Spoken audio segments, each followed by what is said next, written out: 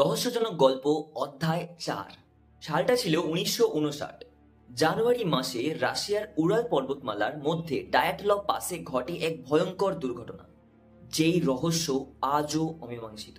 রাশিয়ার প্রায় 9 জন পর্বতারোহী একটি অভিযানে বেরিয়েছিলেন, কিন্তু কয়েকদিনের মধ্যে তাদের সকলের মৃতদেহ খুঁজে পাওয়া যায় এক অদ্ভুত অবস্থায়।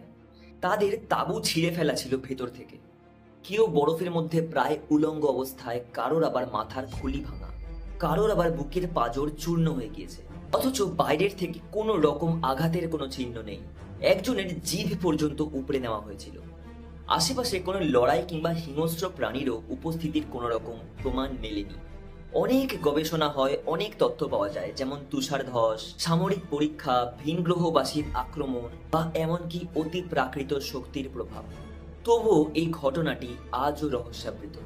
ডায়াটলভ পাস হয়ে রয়েছে ইতিহাসের এক অমীমাংসিত এবং অন্যতম ভয়ঙ্কর চাঞ্চল্যকর ঘটনা।